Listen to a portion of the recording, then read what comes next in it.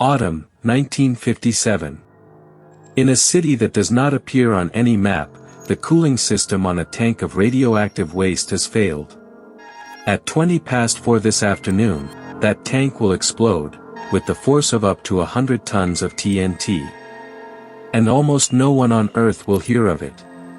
This is not Chernobyl. It happens 29 years before it. And it is not a nuclear explosion. The plant is called Mayak. Opened in 1948, it was the Soviet Union's first factory for weapons-grade plutonium, the core of the first Soviet bomb, tested a year later, in 1949. To build it, the state built a city around it. Chelyabinsk 40. It was left off the maps. Guards, fences, and passes. You did not speak of it outside the wire.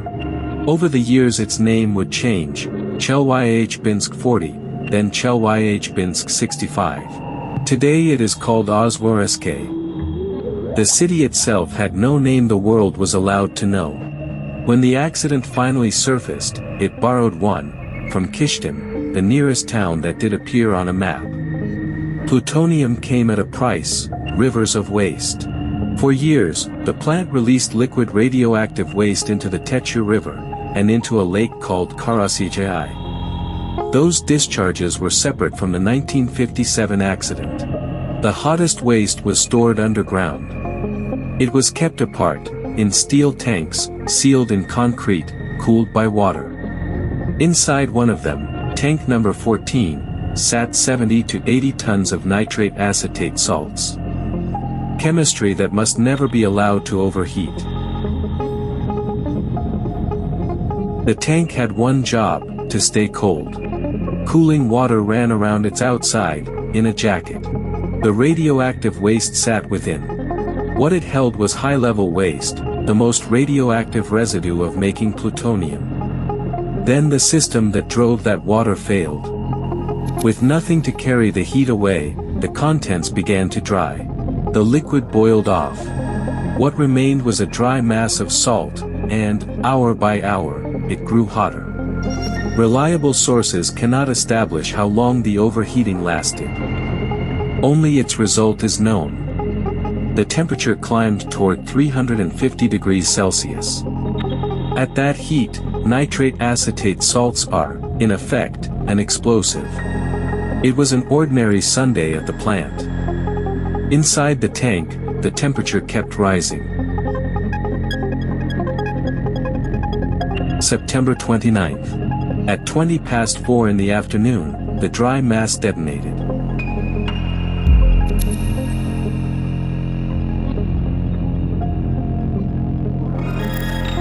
The blast, up to 100 tons of TNT, threw the multi-ton concrete lid off the buried tank. There was no nuclear chain reaction. The blast was chemical. The material it dispersed was radioactive.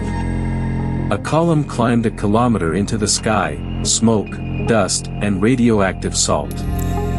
The wind took it to the northeast. Of some 20 million curies thrown loose, most, around 18 million, fell straight back onto the plant's own ground. But roughly 2 million were lifted into the open air. For the next 10 to 11 hours, that dust came down, onto forests, onto fields, drifting to the northeast. And onto the villages that lay in its path. It became the East Ural Trace, a narrow band more than 100 kilometers long. Its main poison was strontium-90. Hundreds of villages lay beneath it, around 217 settlements, more than 270,000 people. Around 1,000 square kilometers of land were declared unfit to live on. The first villages were not moved until a week or two after the blast. The first to go were 3 of them, Berdwyachnish, Saltykohva, Galikohva. The larger operation began on the 6th of October, 7 days after the blast. People stayed on poisoned ground. Others waited far longer, hundreds of days. A dozen more villages waited longer still, some not resettled for well over a year. In the end, more than 10,000 were evacuated, and some 22 towns and villages were emptied. The removals dragged on into 1958 and 1959. The first silence was Soviet. If Chelyabinsk 40 was not on the map, then neither was the accident. Not a line in any newspaper. Not a word on the radio. But the myth, that the world knew nothing for 30 years, is false. In 1976, an exiled Soviet biologist, Medvedev, described the disaster in the West. 3 years later, his book laid it out in full. The Soviet Union itself admitted the accident only in 1989, after Chernobyl. The second silence was American. And it began much earlier. Through the 1950s, the CIA had debriefed German scientists returning from the Soviet atomic program. They described dangerous handling of liquid waste near Mayak, years before the blast.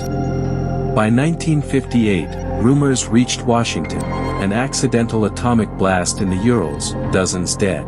The details were wrong. But it was the first trace of knowledge. Washington had its own quiet debate. In October 1978, the CIA considered releasing an unclassified account of Kyshtym, and recommended against it. The stories in the press, it wrote, were greatly exaggerated.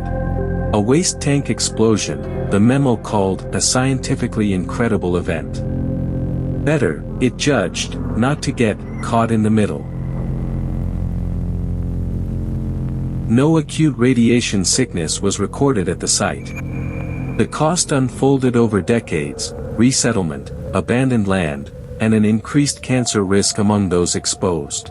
A cohort of about 21,000 residents has been followed for more than 50 years. Studies found increased risks of solid cancer incidence and mortality. A reliable death toll cannot be established, the numbers do not agree, and some are tangled with the separate poisoning of the Techu River.